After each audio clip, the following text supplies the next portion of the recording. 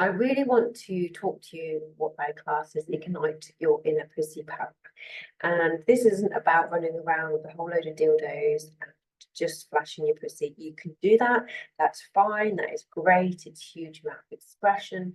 Yet for me and through the workshops that I do for women is actually about getting you to connect to this deep inner power that you are, that is within your yoni, which is where we hold our blueprint, our pleasure, our joy, and the connection that we need to create through from our yoni to our throat, which is the expression of that. And there's a deep fascial line that goes between the two, and this can become blocked. And the concept of being able to connect and to open our throat is really fundamental to our healing. Whether we are going through menopause, perimenopause, or post-perimenopause, this is fundamental, okay? And the reason why I say this through my experience as a hands-on therapist, through seeing my clients and with myself, is that our bodies are seeking reconnection, okay? And the way they do that is through pain and disease. So I'll say that again. Our bodies are seeking reconnection through the language of pain and disease. So our bodies aren't just this flesh. We are energetic beings that are pulsing, contracting, expanding, and our emotional body, I believe, is what holds it all together. Our emotions are the energy in motion. So we are to be more empowered in our health is to become more conscious. So our subconscious plays for 98% of our thoughts and emotions. And our unconscious body is what we've inherited from our ancestors, also plays. Okay, so we're only conscious for a fraction point of our days and lives. So we, I believe, are going through a process to understand who are we, know thyself, and to start peeling the bullshit that blocks us from joy and power. Obviously, Jesus or Yeshua and the oracles of Delphi put that in a much more profound way. However, I just call it out as it is. So when we do not have the sense of love, joy, and peace, that is our BS showing up for us, okay? It's not our truth. So when things happen to us, or what we think are happening to us, they're not happening to us, they're happening for us. When we can change the miracle of perception, when we can look at something and go, this is highlighting something to me, to heal, to let go of, then we become exceptionally empowered. And we use our emotional body to do that. So we connect into our emotional body, which holds the layers of fear, betrayal, hurt, grief, shame, guilt. And we move that through with an open heart and consciousness to heal and alchemize. And we are really being shown that we can get through this really quickly. Not to rush through it, but we don't need to be wallowing in our pain and our wounds and our grief and our misery if we choose not to. If we choose to be empowered and to get through the victim martyr energy, which a lot of us ladies, us women, will be carrying, because let's face it, the feminine line has had a shit stick for several thousands of years, okay? And we carry that, we inherit that. You know, studies are finally showing that mitochondria, the DNA, actually has imprints of trauma into it. So epigenetics. So I believe it goes right back to any generation where that trauma is, whenever we began, however we began. And we are here now as souls to break that pattern, to be the pattern breaker. for ourselves and our generations to come. And menopause, perimenopause, whatever we want to label it, is actually women transitioning from what was the maiden to the mother and to the wise one. It's called the crown, which has quite a negative connotation to it, which I'll do a reading, which will probably quite like. But it's very negative, and we can understand why we can think as menopause, it's like, oh, our looks up, our looks aren't great anymore, because we valued only our worth onto what we look like, which is a patriarchal social conditioning system that keeps women small. Women are fucking powerful. Okay, we really, really are. And I don't mean that as powerful that you overpower somebody else. It means your innate power, which you share for the collective highest and greatest good. So women, when we come into a wise state, when we're activating and connecting deeper to the divine, to the consciousness. So communities would have had, much more support. And women, when they came of this age, were the ones, the deities that would have come to them for support, for direction. Whereas before, we would have been the maiden, we would have been the mother, we would have had children. We've now moved through into this quieter state of being with the support of the community to connect. Yet when we're busy, when we're constantly on the go, pushing ourselves, heavily in our masculine energy, we're not able to shift into our feminine energy. And this push and drive in our adrenals is what fatigues us. It blocks us from creating estrogen, because estrogen will move away from the reason into our adrenals, and they're producing cortisol, stress. You've got a cocktail of cancer going right there. So the body will reduce the estrogen levels to protect you from getting cancer. As soon as you keep your stress levels going up, because you're pushing and you're trying to do everything, martyr, Cinderella, your body will start falling apart. So we need to look at our patterns. We're not supposed to just go and get a patch of estrogen and just slap on the sticker, the plaster. We need to look at what is going on. What are our belief system? What is it that we're doing that makes us do what we do? And when we can start to unravel it, when we can start to find our voice, we create boundaries, we can start to discern what is pure and what is not, what is ours, what is not. What is that pattern serving me? Does it give me joy? Or am I working from a pattern that is of shame, the should word? Oh, I should do this, I should do that. No, you shouldn't. Okay?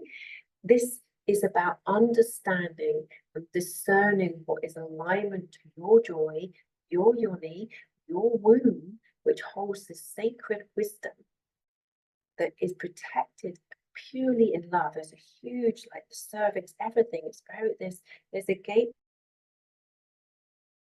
to the womb that can only be accessible to. That is through our self-love, self-acceptance, the opening of our heart to get there. And this can only do this journey as we connect to ourselves, when we create space to breathe, to be still, to connect to ourselves, to know that we are enough just the way we are. Okay? This is really fundamental. And when we slow down, when we allow our bodies to come from a fight, flight, and rest in that parasympathetic nervous system, the body finds its coherence. The body starts to align. And this is when the body can heal itself, when we're being truthful. So the truth, our integrity, we need to allow that to align itself and go beyond the fears that has us block us throat. Look again, the witch craft, the whole droning and the fire and the burning and what women have experienced, that complete suppression. It's no wonder we don't express ourselves, and especially if we've had in our own experience that our voice isn't safe. Again, that is something to go through into the layer. And this has been my journey of knowing that I'm saying to speak my truth, my desires, to even to allow myself to connect into that. But you go through these layers of shame and guilt that sometimes what. Other times they're not even moles. It's inherited. We've inherited it from our womb. We've inherited and absorbed it from other people. Especially if we've had trauma or abuse, we actually absorb their shame. It's not ours, theirs. But because we take it on as ours, we hold it tight within us. And I have seen, when I've done many practices of connecting with the moon, to see what the collective is to shift and to move through, there is this rage that wants to come out. And this can be really scary because women are not to be angry, okay? So you've got to be quiet, who well, right? And whereas men, they can just be as angry because that's just how it is. And then women absorb that anger, that we're like the sponges to keep the peace. Well, fuck that, okay? That isn't what we're here to be doing. And when we become conscious of this rage, really powerful. So with our open heart and connection to our body, we can move this alchemy, this fire, to burn the debris that blocks us from our joy, blocks us from our health. And I've seen it in the breast. I've done this before. I've done this collective shift and moving. My breast changed shape to the point where I had to go to the doctors to go and check it was okay. But it went the day after that. So I can see, it showed me that this is where it can be really held in our breasts and also in our bladder, cystitis, urinary infections, kidney issues. You know, rage has its interesting places, and it's the liver and the heart. They're like the alchemy, the betrayal that sits really deep between the liver and the heart that allows that anger to move forward in a very purified way. This is the death, the rebirth, the Kali, the Sekhmet, this whole fire energy that's here to heal us. So I'm going to read something to you, and I just invite you to sit with it and just see how your body, just literally listen, observe. This is my Love to Heal concept, which will be in a book very soon and also is online as a course. But it's about listening and observing ourselves. With that, we become objective. And then with that objectivity, we become more conscious. We can let go and see our patterns, what they are, see that they're the truth. And then through visualization, we create the neural pathways of what we actually desire. Thus becomes empowerment, which is this love to heal. So you can bring that into your daily life. You can ask, what is this? How is this helping me grow? What is it that needs to move through me? If it isn't love, joy, or peace, just we need to be able to be in movement. We're energetic beings. We need to move things through us. And the more we honor it, we feel safe in our bodies, the more we can process that forwards. Okay, so I'm going to leave this on this writing that came on a flu to release. Almost an amazing time to let go of what we no longer need. And it was very collective as I wrote it. So be nice and comfortable. Bring your hands to your heart, your right over your left, because your left is the closest to your heart chakra, your heart fascia. Breathe, connect into your body. Just allow the frequency of these words to enter to your highest and greatest good. Thank your body for discerning what is yours and what is not, what is pure and what is not, and to release with the highest ease and grace and comfort. Okay, this isn't about the game of operation of pulling everything out. It's about finding an ease, a balance. And the more you can trust in the body, the more you can surrender to this healing process. Because without feeling safe, we can't do this. So this is about you creating safety within you. It's really, really important. Okay, so I release the rage. I release the rage, the anger that burns and smolders inside me within my conscious and unconscious body and mind. the injustice, the taken for granted, the non-consensual misuse of power and physical strength, the greed, the abuse, the taking of what was not theirs to take, the suppression of our sisters, mothers, and daughters, the rage, the unspoken, the unexpressed rage.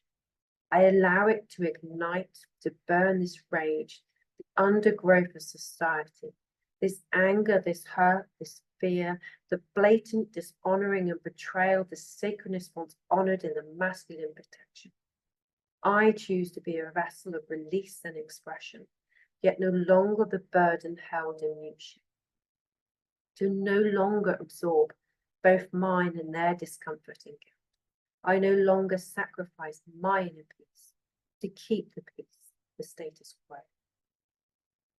I give this rage the opening, the air it needs to burn itself away, to take its course and path of healing. I say no, no more. But I choose to be free. I choose to liberate myself. For I am equal and I am love. My heart burns openly with love. I burn until there is no more for the ashes to lay in peace. An ache, a residue of grief of what could have been, upon such I lay it to rest. I gather myself and rise in my newborn energy of inner peace, inner love, a fearless love of self and life. My sovereignty, my inner power, held within the sanctuary of self-liberation.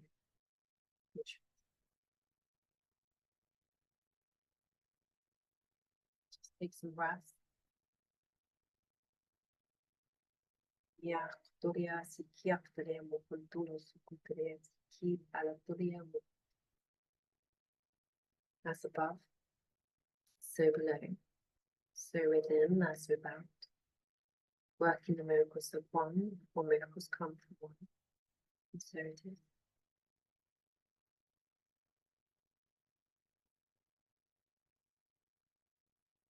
Just allow yourself now to be with that. Just observe what comes up, comes for you. And I invite you to bring movements to help you. Cat-cow is a really good way of just shifting and moving things through as you're in your body and you're using breath and movement to allow whatever needs to come. Okay, so thank you for listening. It's an absolute joy to be able to share with you. And lots of love. And just know that you are loved, you are safe, you are supported, and you are enough. And you're friggin' proud. Take care.